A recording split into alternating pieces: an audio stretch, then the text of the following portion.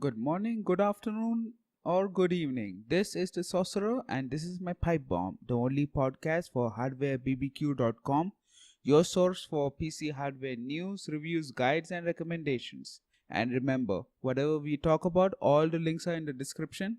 Enjoy the awesome sauce. So, what shall we talk about? Let's start with Nvidia because hey, why not? The RTX 2070 launch date is set for October 17th, and the retail price for the base model is $499, which is $120 premium over the GTX 1070. But the Founders Edition will cost you $599. Naturally, the AIB units will cost more. October is when Microsoft will release the Windows 10 update, which will include ray tracing support. The RTX 2070 is based on the TU106 silicon. Nvidia calls this as the cheapest Turing card with ray tracing support. Of course, there will be a debate about the RTX 2070 and its performance, not to mention the lack of NVLink. But as usual, we don't have any graphic cards coming from Nvidia because hey, they like to give it to people who do stuff with men's lifestyle. Cause why not? Now just hold on. I don't have any problems with men's lifestyle reviewing graphic cards, but there is a way to do it, and that was terrible. Terrible. Well, I hope they do not use an Allen wrench to open the graphic card. But hey, you'll never know. You will never know. Not at all.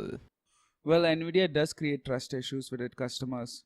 But this is like any other company from time to time. Some issues are understandable once it's explained properly with no marketing lingo, which rarely happens, and reviewers decrypt and scrutinize the details or the lack of it. Speaking of which, this is related to those who have pre-ordered RTX 2080 Ti Founders Edition. The graphic card was supposed to be shipped on the launch day, but the delivery was delayed to September 27th. And guess what? Now it's delayed to be shipped between October 5th and 9th. Understandably, people who took Nvidia for their word without knowing its performance capability until the embargo was lifted, people are pissed off. People who pre-ordered the Founders Edition of the RTX 2080 Ti are pissed off. There's no word why this is happening, nor there's any word about the availability of RTX 2080 Ti from its respective AIB partners. Codemaster announced the new Dirt Rally title, which will be available on February 26, 2019. There's a trailer for it. It will have off-road environments in New Zealand, Argentina, Spain, Poland, Australia, and the USA.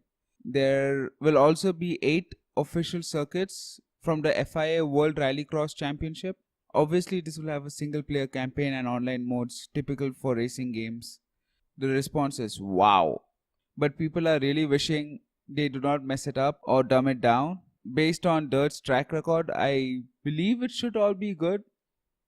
Now, there is a company called Zedek. Or is it Zadak? Well, I'm pretty sure it's called Zedek. So we'll just go with Zedek. Zedek reveals double capacity DDR4 RAMs, which contains 32 GB per memory module. Yeah, wow.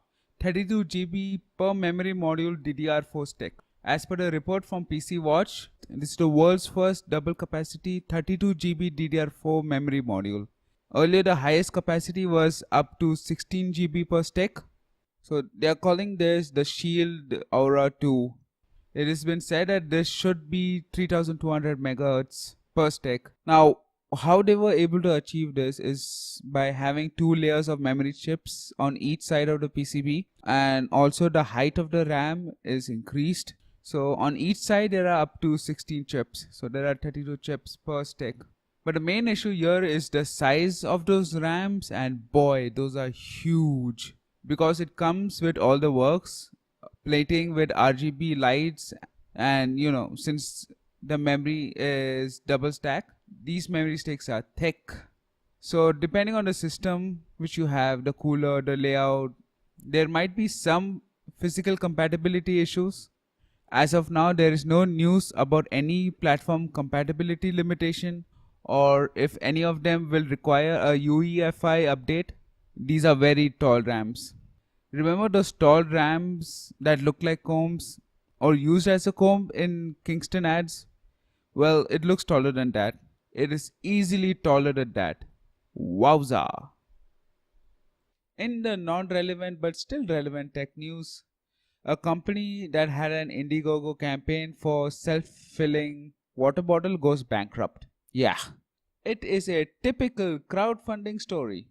There's a very detailed video about how this so-called technology works or the lack of innovation, and about the people who had similar snake oil idea, gullible media who ate it up because quote and unquote free water.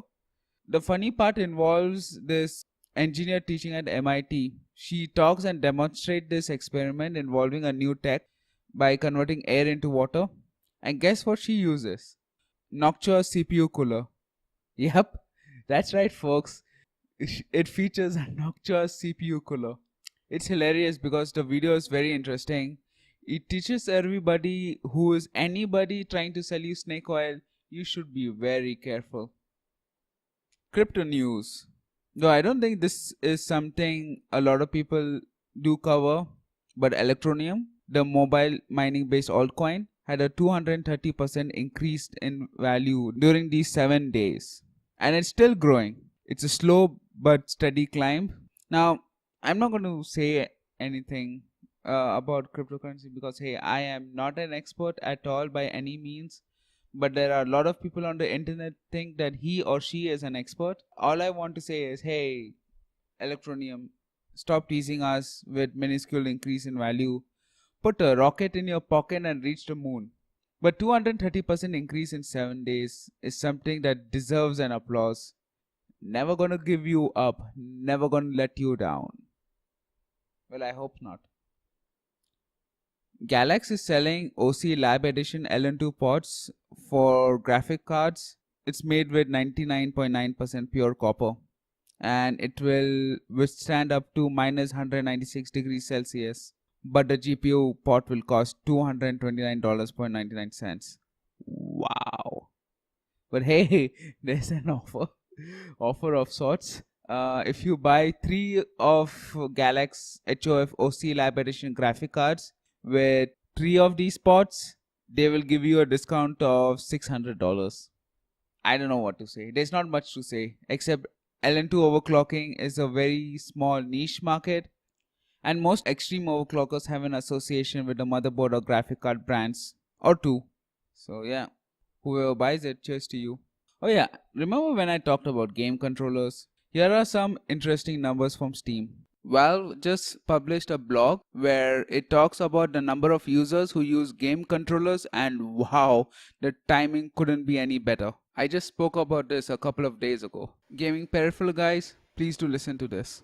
The Xbox 360 controllers dominate Steam with 27 million users, eating 45% of the pie.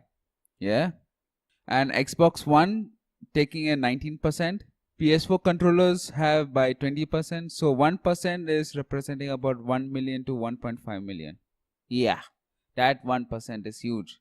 PS3 is having 7%, and other game controllers are 8%, which represents 4.9 million users. But if you break down the others category, you will see Steam controllers, PlayStation 2, Switch Pro, Fire Sticks, and even SNES and GameCube controllers.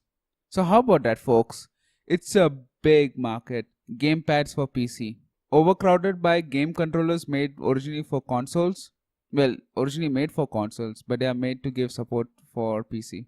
Nevertheless, this is a good read. You guys should check it out. Speaking of game controllers, there's this video from Evan Kale where he reinvents a PlayStation 2 controller with fidget spinners replacing analog sticks. Since there are no PS2 controllers with native USB support, he had to use an Adreno Pro Micro with other things.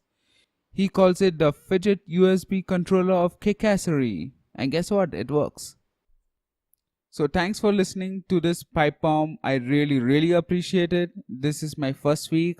Mondays, Wednesdays and Fridays. I'll try to get used to this grind first before I make any more commitments. If there's anything you guys want to ask, do post it in the comment section. And don't forget guys, do like, share, subscribe, because it feels so damn good when I see those numbers pumping. But I want to have a real conversation with all of you, so do post in the comments and I will reply. Trust the sorcerer.